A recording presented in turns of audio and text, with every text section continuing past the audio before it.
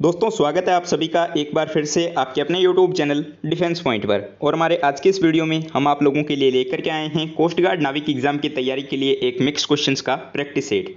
दोस्तों वीडियो जो है आप लोगों के लिए बहुत ही ज़्यादा इंपॉर्टेंट और स्पेशल होने वाला है, क्योंकि इसमें जो है आप लोगों को साइंस, जीके, रीजनिंग, इंग्लिश और मैथ्स के क्वेश्चन देखने को मिलेंगे, जो कि आपके नाविक एग्जाम के ओरिएंटेड होने वाले हैं। तो पूरा ज़रूर से देखना है और बिल्कुल भी स्किप आपको नहीं करना है। और वीडियो शुरू करने से पहले दोस्तों बोलना चाहूँगा कि अगर आप लोग चैनल पर पहली बार आए हो तो चैनल को सब्सक्राइब कर लें और बेल आइकन को प्रेस कर लें, ताकि आप लोगों को हमारे द्वारा दिए जाने वाले सभी लेटेस्ट अपडेट्स मिलते रहें। तो चलिए शुरू करते हैं हमारा आज का ये वीडियो बिना किसी देरी के। तो देखिए फर्स्ट क्वेश्चन जो कि आपको दिया गया है एनालॉजी से, और यहाँ पर क्वेश्चन में बोला जा रहा है कि यदि ए जेड बी वाई का संबंध हो सी एक्स डी डब्ल्यू के साथ, तो आपको ये बताना है कि ई वी एफ यू का संबंध जो है वो किसके साथ में होगा, यानी कि ये जो क्वेश्चन मार्क है ऑप्शंस में से किसको रिप्लेस करेगा। तो दोस्तों अगर आप लोगों ने हमारा एनालॉजी का चैप्टर पढ़ लिया है तो आप लोगों को पता होगा ये काफ़ी ईजी क्वेश्चन आपको यहाँ पर दिया गया है।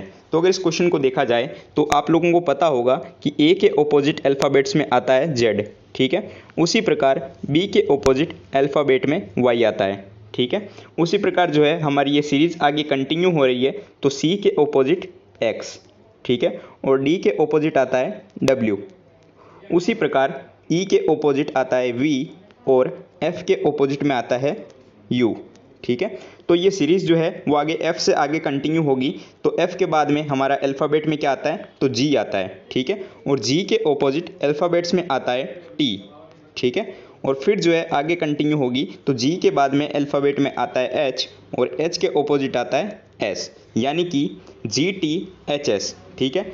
तो जी टी एच एस जो है आपको ऑप्शन नंबर 1 में देखने को मिल रहा है, ठीक है, क्योंकि ये सीरीज़ जो है वो अल्फ़ाबेट्स में इंक्रीज हो रही है और साथ ही जो है एक दूसरे के ऑपोजिट दी गई है। तो करेक्ट आंसर हो जाएगा option number A G T H S. I hope आप लोगों को समझ में आ रहा होगा। तो चलिए देखते हैं हमारा नेक्स्ट क्वेश्चन।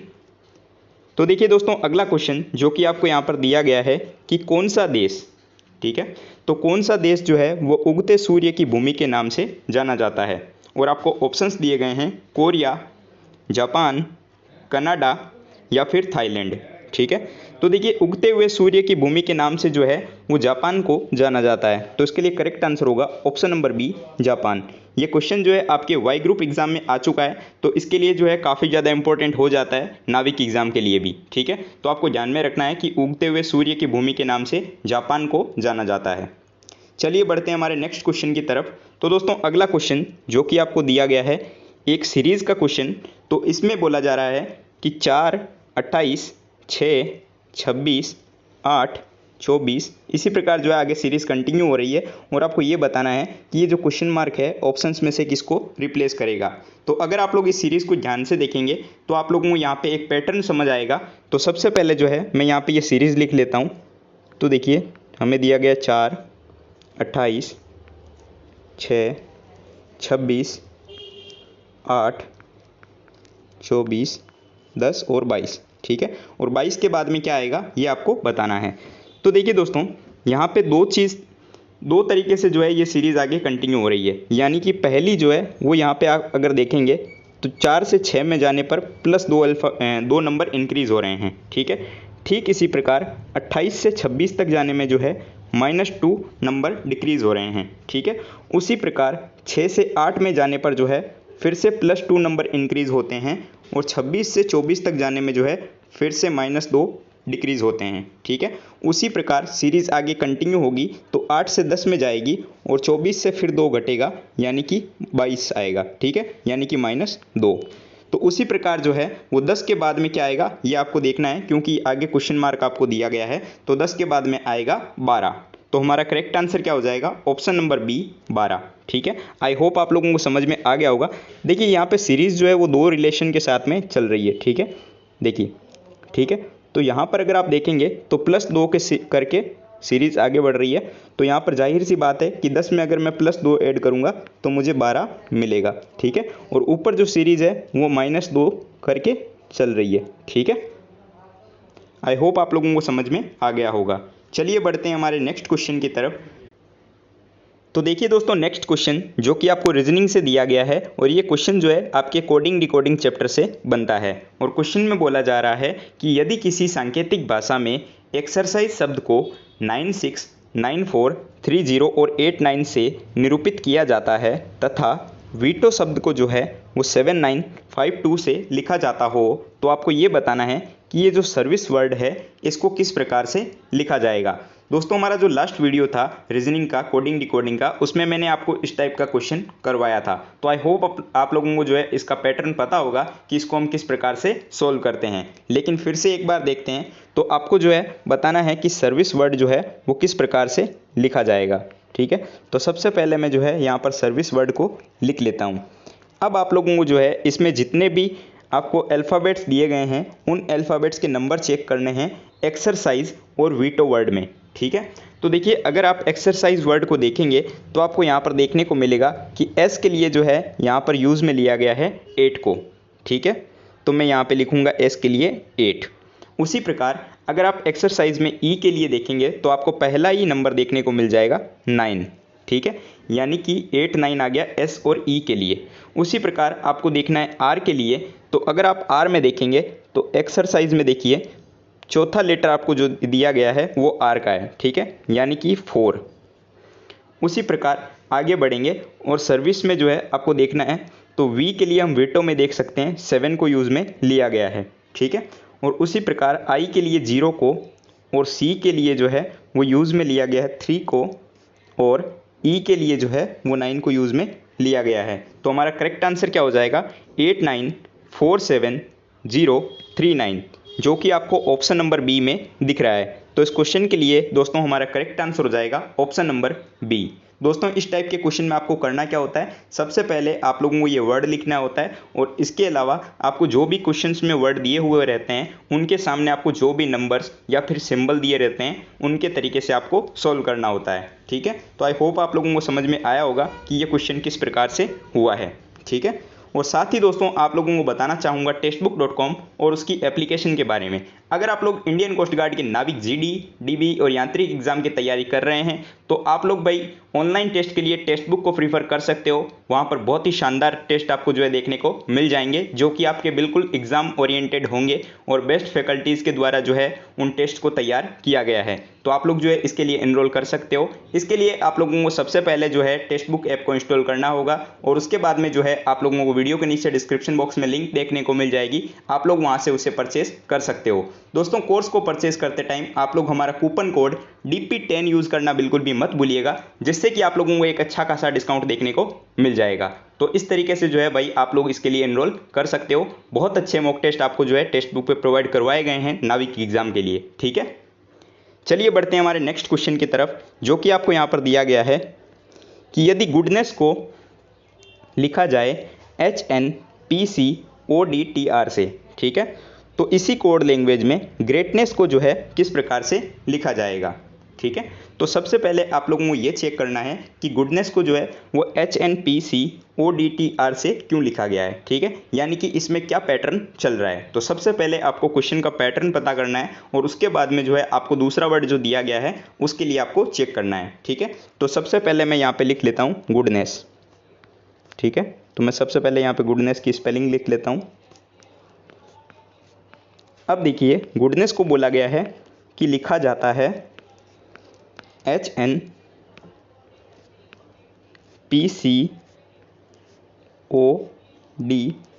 और R से। ठीक है, तो अगर दोस्तों आप लोग यहाँ पे देखेंगे तो आप लोगों को क्वेश्चन का पैटर्न समझ में आ जाएगा। अल्फ़ाबेट्स में G जो है वो आता है 7 नंबर पे और H जो है वो आता है 8 नंबर पे, यानी कि यहाँ पे हो रहा है +1 अल्फ़ाबेट इंक्रीज। उसी प्रकार अगर आप दूसरे वर्ड में देखेंगे तो आपको दूसरे लेटर में जब देखेंगे O से N तक, यानी कि आपको यहाँ पर देखने को मिलेगा कि एक अल्फ़ाबेट जो है वो कम हो रहा है। ठीक है, उसी प्रकार O से P तक जाने पर फिर से जो है एक अल्फ़ाबेट इंक्रीज होता है, यानी कि यहाँ पर +1 -1 फिर से +1 और -1 की करके सीरीज़ आगे बढ़ रही है। ठीक है, तो हमें इसी प्रकार से जो है करना होता है ग्रेटनेस के साथ में। ठीक है, तो इसी पैटर्न के साथ हम ग्रेटनेस को कंटिन्यू करेंगे। तो चलिए देखते हैं GREATNESS।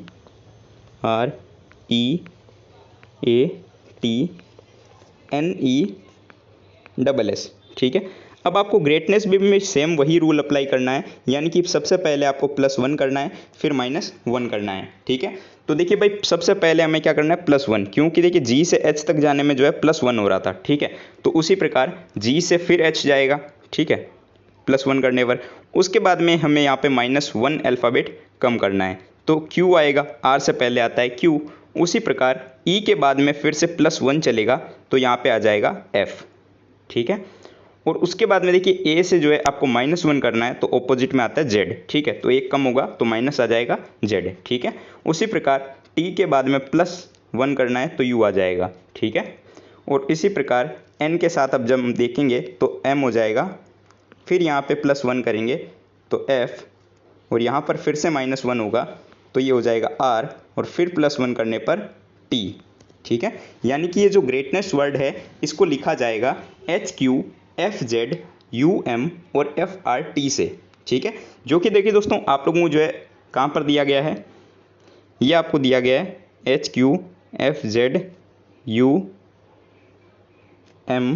FRT, यानी कि ऑप्शन नंबर सी में जो है दिया गया है। तो करेक्ट आंसर हो जाएगा हमारा option number C. I hope आप लोगों को समझ में आया होगा। यहाँ पे जो है क्वेश्चन में +1 और -1 करके आगे सीरीज बढ़ रही थी, ठीक है। चलिए देखते हैं हमारा नेक्स्ट क्वेश्चन, जो कि आपको दिया गया है कि हर्षचरित्र नामक पुस्तक किसके द्वारा लिखी गई है। ये क्वेश्चन जो है काफ़ी इंपॉर्टेंट है, आपके डिफेंस के लगभग सभी एग्जाम्स में आ चुका है। तो देखिए आपको ऑप्शंस दिए गए हैं, पतंजलि, कौटिल्य, देवकीनंदन खत्री या फिर वाणभट्ट। तो देखिए भाई, हर्षचरित्र जो पुस्तक है ये लिखी गई है वाणभट्ट के द्वारा, ठीक है। किसके द्वारा? वाणभट्ट के द्वारा। तो करेक्ट आंसर हमारा हो जाएगा ऑप्शन नंबर डी, वाणभट्ट। साथ ही में जो है इन्होंने एक और पुस्तक लिखी थी जिसका नाम था कादम्बरी, ठीक है। उसके बारे में भी आपको याद रखना है। कोई भी पुस्तक के बारे में आपको पूछा जा सकता है, तो आप लोगों को जो है पुस्तक वाला चैप्टर जो है थोड़ा अच्छे से पढ़ लेना है, ठीक है, क्योंकि वहाँ से जो है एक क्वेश्चन आपके एग्जाम में बनता है। चलिए देखते हैं नेक्स्ट क्वेश्चन। तो दोस्तों अगला क्वेश्चन जो कि आपको दिया गया है कि रुपया, ठीक है, रुपया जो है वो इनमें से किस देश की मुद्रा नहीं है। तो आपको ये बताना है कि इनमें से कौन से देश की मुद्रा जो है वो रुपया नहीं है। आपको ऑप्शन दिए गए हैं भारत, पाकिस्तान, बांग्लादेश और श्रीलंका, ठीक है।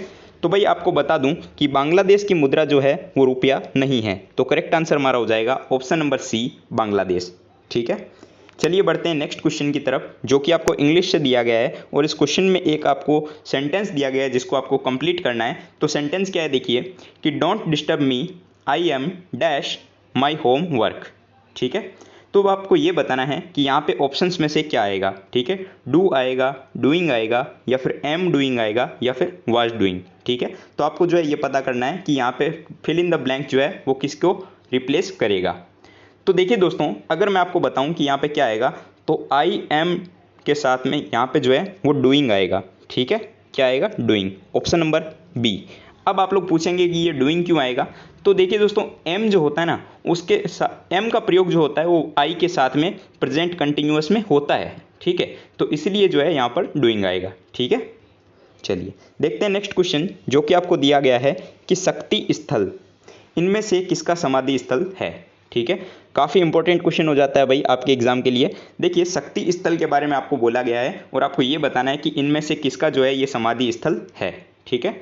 तो आपको ऑप्शंस दिए गए हैं, लाल बहादुर शास्त्री, महात्मा गांधी, इंदिरा गांधी, या फिर जगजीवन राम। तो देखिए भाई, शक्ति स्थल जो है ये आपका इंदिरा गांधी का समाधि स्थल है। तो करेक्ट आंसर हो जाएगा option number C, Indira Gandhi. इसके अलावा जब दूसरे ऑप्शंस भी आए हैं तो इसके बारे में भी हम बात कर लेते हैं। तो देखिए दोस्तों, आपका जो लाल बहादुर शास्त्री का समाधि स्थल है उसको कहा जाता है विजय घाट, ठीक है, विजय घाट। और महात्मा गांधी का जो समाधि स्थल है उसको बोला जाता है राजघाट, ठीक है। क्या बोला जाता है? राजघाट। आप लोगों ने अक्सर न्यूज़ में भी सुना होगा राजघाट, ठीक है। और जगजीवन राम जो है, इनका जो समाधि स्थल है उसको कहा जाता है समता स्थल, ठीक है, समता स्थल। तो करेक्ट आंसर हो जाएगा हमारा option number C, Indira Gandhi का समाधि स्थल जो है उसको कहा जाता है शक्ति स्थल, ठीक है। चलिए बढ़ते हैं हमारे नेक्स्ट क्वेश्चन की तरफ, जो कि आपको यहाँ पर दिया गया है कि उबेर कप, ठीक है, उबेर कप जो है वो इनमें से किस खेल से संबंधित है। ये क्वेश्चन भी जो है काफ़ी इंपॉर्टेंट आपके लिए हो जाता है। एयरफोर्स वाई ग्रुप एग्जाम में आ चुका है, साथ ही आपके नेवी एमआर एग्जाम में भी आ चुका है। तो देखिए भाई उबेर कप जो है ये आपका बैडमिंटन खेल से रिलेटेड है, तो करेक्ट आंसर हो जाएगा हमारा ऑप्शन नंबर डी, बैडमिंटन। ठीक है, चलिए देखते हैं नेक्स्ट क्वेश्चन। तो अगला क्वेश्चन आपको यहाँ पर दिया गया है कि ट्रांजिस्टर की रचना में प्रयुक्त सर्वाधिक सामान्य पदार्थ क्या होता है। ठीक है, ट्रांजिस्टर की रचना में अब आपको ये बताना है कि ट्रांजिस्टर में जो है सर्वाधिक सामान्य पदार्थ क्या होता है। आपको ऑप्शंस दिए गए तांबा, सिलिकॉन, एबोनाइट या फिर चांदी। ठीक है, ये एबोनाइट होगा यहाँ पे ऑप्शन नंबर सी वाला। अब देखिए इसके लिए जो अगर करेक्ट आंसर क्या होगा, तो इसके लिए करेक्ट आंसर हमारा हो जाएगा ऑप्शन नंबर बी, सिलिकॉन। ठीक है, क्योंकि सिलिकॉन जो है वो ट्रांजिस्टर की रचना में प्रयुक्त होने वाला सर्वाधिक सामान्य पदार्थ होता है, तो करेक्ट आंसर होगा option number B, silicon.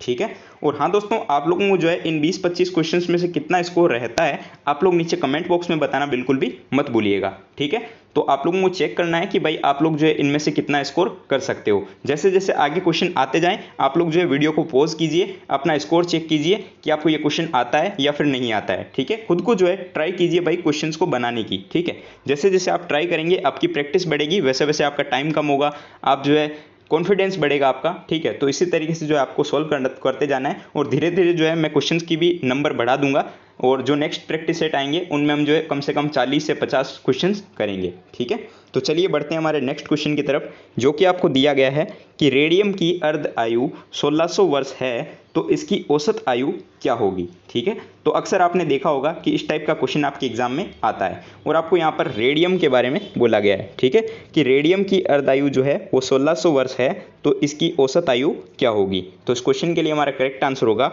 Option number सी, 2304 वर्ष। ठीक है, चलिए बढ़ते हैं नेक्स्ट क्वेश्चन की तरफ, जो कि आपको दिया गया है कि पेरिस्कोप। ठीक है, जो पेरिस्कोप होता है वो इनमें से किस सिद्धांत पर काम करता है, ये आपसे पूछा गया है। काफ़ी इंपॉर्टेंट क्वेश्चन हो जाता है, ध्यान में रखिएगा। आपको ऑप्शंस दिए गए हैं केवल परावर्तन पर, केवल अपवर्तन पर, ऑप्शन नंबर सी परावर्तन व व्यतिकरण पर, या फिर ऑप्शन नंबर डी परावर्तन व अपवर्तन पर।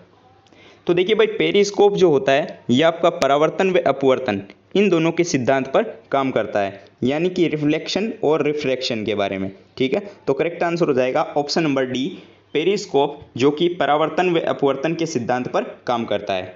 चलिए बढ़ते हैं नेक्स्ट क्वेश्चन की तरफ, जो कि आपको स्पॉटिंग द एरर से दिया गया है। दोस्तों आपके एग्जाम में जो है 2 क्वेश्चन आपको स्पॉटिंग द एरर से देखने को मिलेंगे, तो आपके लिए भाई इंग्लिश में जो है मार्क्स उठाना काफ़ी ज़्यादा इंपॉर्टेंट हो जाता है, क्योंकि देखिए आपको जो है मेरिट में आने के लिए भाई एक एक नंबर जो है वो आपके लिए ज़रूरी है। ठीक है, तो देखिए इस क्वेश्चन को कि यहाँ पे क्या बोला जा रहा है, तो यहाँ पे आपको सेंटेंस दिया गया है, looking into the situation the prevailed a few years ago he was taken that decision. तो अब आपको ये बताना है कि इस सेंटेंस में जो है आपको कौन से ऑप्शंस में एरर देखने को मिल रहा है। ठीक है, चलिए खुद से भी आप लोग ट्राई कीजिएगा। चलिए मैं आपको बताता हूँ। तो देखिए भाई अगर आप लोग इसका सी पार्ट देखेंगे, ही वॉज टेकन दैट डिसीजन। ठीक है, तो अगर आप लोग इसको देखेंगे तो यहाँ पर ये जो वॉज टेकन है इसकी जगह पे जो है आपको यूज़ करना है टुक का। ठीक है, किसका, टुक का। अब आप लोग बोलेंगे कि भाई यहाँ पे टुक का यूज़ क्यों करना है, तो देखिए भाई ये जो सेंटेंस आपको दिया गया है ये एक्टिव वॉइस में है। ठीक है, ये आपका पैसिव में नहीं है, तो इसलिए जो है यहाँ पर वॉज टेकन के इस्तेमाल नहीं होगा, यहाँ पर जो है टुक का प्रयोग किया जाएगा। ठीक है, तो आई होप आप लोगों को समझ में आया होगा। चलिए बढ़ते हैं नेक्स्ट क्वेश्चन की तरफ। तो अगला क्वेश्चन जो कि आपको स्पॉटिंग द एरर से दिया गया है। ठीक, तो देखिए इस कुछ सेंटेंस में आपको बोला जा रहा है कि where in the world you will find a taller dog belonging to the breed than our Tommy. ठीक है, तो इसमें आपको ये बताना है कि इसमें जो है कहाँ पे एरर है। तो देखिए भाई इस क्वेश्चन की अगर बात की जाए तो इसमें ये जो यू विल फाइंड है, आपको ऑप्शन नंबर बी में जो दिया गया है यू विल फाइंड, ये जो है ये रिप्लेस हो जाएगा, यानी कि ये चेंज हो जाएगा विल यू फाइंड के साथ में। किसके साथ में, विल यू फाइंड के साथ। अब ये विल यू फाइंड के साथ में चेंज क्यों होगा, तो देखिए भाई ये विल यू फाइंड के साथ में चेंज इसलिए होगा क्योंकि ये जो सेंटेंस दिया गया है ये इंट्रोगेटिव में है। ठीक है, तो इंट्रोगेटिव में सेंटेंस होगा तो ये यू विल फाइंड की जगह पे आ जाएगा विल यू फाइंड। ठीक है, तो आई होप आप लोगों को समझ में आ गया होगा। चलिए बढ़ते हैं नेक्स्ट क्वेश्चन की तरफ। तो अगला क्वेश्चन आपको यहाँ पर दिया गया है कि किसी पदार्थ की विशिष्ट ऊष्मा निर्भर करती है। तो किसी भी पदार्थ की जो विशिष्ट ऊष्मा होती है वो किस पर निर्भर करती है। आपको ऑप्शंस दिए गए हैं पदार्थ की मात्रा पर, पदार्थ के आयतन पर, वस्तु के आकार पर या फिर पदार्थ की प्रकृति पर। तो देखिए भाई, किसी भी पदार्थ की जो विशिष्ट ऊष्मा होती है वो निर्भर करती है पदार्थ की प्रकृति पर, on the nature of matter. तो इस क्वेश्चन के लिए हमारा करेक्ट आंसर होगा ऑप्शन नंबर डी। ठीक है, चलिए बढ़ते हैं अगला प्रश्न की तरफ। और नेक्स्ट क्वेश्चन जो कि आपको दिया गया है कि रमेश अपनी आय का 60% खर्च करता है। ठीक है, यानी कि अगर रमेश 100 रुपये कमाता है तो उसमें भाई वो 60 रुपये खर्च कर लेता है। ठीक है, यदि रमेश की आय को, ये यहाँ पे आय होगा, ठीक है, यदि रमेश की आय को 20% से बढ़ा दिया जाए तथा खर्च को जो है वो 10% से बढ़ा दिया जाए तो आपको ये बताना है कि बचत में जो है कितने प्रतिशत की वृद्धि होगी। ठीक है, यानी कि क्वेश्चन की लैंग्वेज के साथ में समझिए कि पहले रमेश जो है वो अगर 100 रुपये कमाता था तो उसमें से जो है वो 60 रुपये खर्च करता था। ठीक है, और बचते कितने थे उसके 40 रुपये। ठीक है, उसके बाद में क्वेश्चन की लैंग्वेज में बोला गया है कि यदि रमेश की आय को 20% से बढ़ाया जाए, यानी कि अगर पहले 100 थी तो अब जो है वो 120 हो गई है। ठीक है, चलिए देखते हैं कि इस क्वेश्चन को हम कैसे सॉल्व करेंगे। तो सबसे पहले जो है मैं यहाँ पे लिख लेता हूँ, इनकम को मैं डिनोट करूँगा आई से, एक्सपेंडिचर यानी कि खर्च को जो है मैं डिनोट करूँगा ई से, और सेविंग यानी कि बचत को जो है मैं एस से डिनोट करूँगा। तो अब देखिए भाई, आपको जो है क्वेश्चन की लैंग्वेज के अकॉर्डिंग सबसे पहले देखना है। तो पहले बोला गया है कि भाई अपनी आय का 60% जो है वो खर्च कर देता है। ठीक है, उसकी इनकम हमने मान ली 100 रुपये है, जिसमें से वो 60 रुपये खर्च कर देता है। ठीक है, तो अब आपको पता चल गया कि 60 रुपये खर्च कर देता है तो उसकी सेविंग जो है वो 40 रुपये बच गई। ठीक है, जाहिर सी बात है। अब आगे क्वेश्चन में क्या बोला गया है, तो क्वेश्चन में बोला गया है कि यदि रमेश की आय को 20% से बढ़ाया जाए। ठीक है, कितने प्रतिशत से? 20% से बढ़ाया गया है। तो मैं यहाँ पे लिख लेता हूँ 20, और ऊपर की ओर एरो का निशान का मतलब हो गया बढ़ाया गया। ठीक है, अब देखिए 20% से बढ़ाया गया है तो ये पहले अगर 100 थी तो अब कितनी हो जाएगी? 120। ठीक है भाई, और इसके खर्च को जो है वो 10% से बढ़ाया जाता है, यानी कि अगर पहले खर्च जो है वो 60 था तो अब 10% से बढ़ा दिया गया तो ये कितना हो जाएगा? 66। ठीक है, क्योंकि 60 का 10% 6 और 6 उसमें बढ़ा दिया गया तो यानी कि हो गया 66। ठीक है, अब देखिए भाई, नई जो सेविंग होगी वो कितनी हो जाएगी? तो ये जो नई सेविंग है आपको इनके बीच का डिफरेंस जो है वो निकाल लेना है। ठीक है, तो नई सेविंग जो होगी वो आपके हो जाएगी 54। ठीक है, क्योंकि 120 में से 66 गए तो कितने बचे? 54। ठीक है, अब देखिए भाई, आपको ये बताना है कि बचत में कितने प्रतिशत की वृद्धि हुई है। तो बचत पहले कितनी थी? 40 थी। ठीक है, और अब जो नई बचत है वो कितनी है? 54 रुपये है। ठीक है, तो अब देखिए इन दोनों के बीच का डिफरेंस क्या है, यानी कि इन दोनों बचत के बीच में गैप कितना है? तो इन दोनों बचत के बीच में गैप है 14 रुपये का। और ये जो गैप आएगा वो किसके अकॉर्डिंग आएगा? तो पहली वाली बचत के अकॉर्डिंग आएगा, यानी कि 40 के अकॉर्डिंग, और इनटू में परसेंटेज के लिए हम कर लेंगे 100। ठीक है, तो अब आप जो है भाई इसको ईजिली सॉल्व कर सकते हो। तो ये 20 दूने 40 और ये 20 पंजे 100। ठीक है, उसी प्रकार ये 2 1 कम 2 और ये 2 सत्ते 14।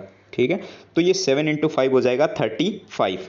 तो हमारा करेक्ट आंसर हो जाएगा 35%। ठीक है, तो 35% जो है भाई आपको ऑप्शन नंबर ए में ही दे रखा है। तो इस क्वेश्चन के लिए हमारा करेक्ट आंसर हो जाएगा ऑप्शन नंबर ए 35%। दोस्तों काफ़ी इंपॉर्टेंट क्वेश्चन हो जाता है परसेंटेज में से, थोड़ा एडवांस लेवल का क्वेश्चन है, तो ध्यान से समझिएगा। एक बार फिर से समझ लीजिए कि रमेश जो है वो अपनी आय का 60% खर्च करता है। तो हमने माना कि भाई रमेश जो है 100 रुपये कमाता है, उसमें से 60 रुपये खर्च कर लेता है, तो बचत कितनी हुई? 40 रुपये की। ठीक है, उसके बाद में क्वेश्चन में बोला गया कि रमेश की आय को 20% से बढ़ाया जाता है, यानी कि अगर पहले 100 थी तो अब हो गई 120, और उसका खर्च जो है उसको 10% से बढ़ाया जाता है, यानी कि पहले अगर 60 था तो उसमें 10% बढ़ा देंगे तो ये हो जाएगा 66। ठीक है, अब जो नई सेविंग होगी वो हो गई 54, और इन दोनों बीच की सेविंग का अंतर कितना आ गया? 14, और ये जो 14 है वो किसके अनुरूप है? तो ये जो है वो 40 के, क्योंकि पहली वाली के अकॉर्डिंग होगा, तो ये 40 हो गया, और परसेंटेज के लिए हमने 100 से इंटू कर दिया और इसको सोल्व करने पर हमें मिला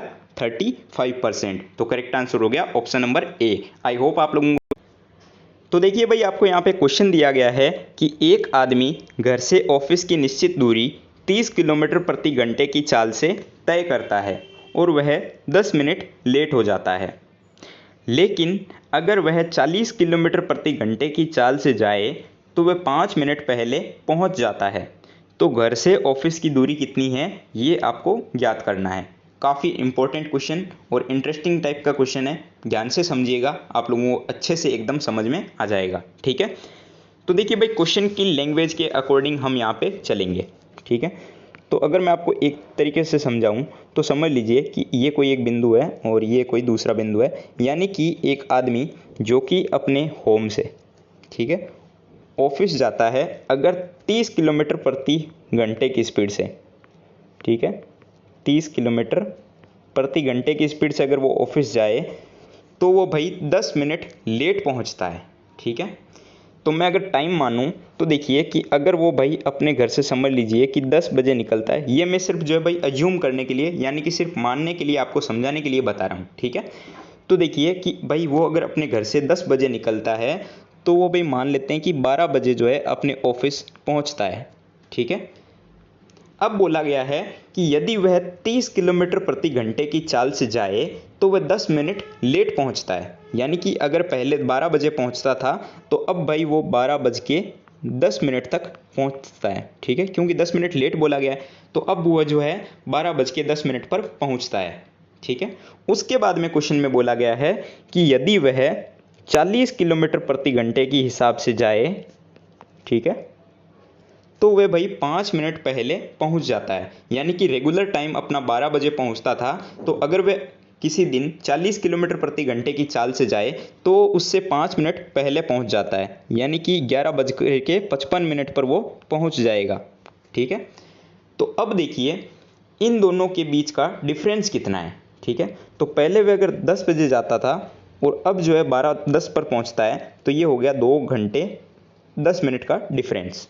ठीक है, उसी प्रकार अगर वो भाई 40 किलोमीटर वाली स्पीड से जाए तो देखिए यहाँ पर कितना डिफरेंस आएगा, 11:55 पर अब वो पहुंच जाता है, यानी कि 1 घंटा और 55 मिनट।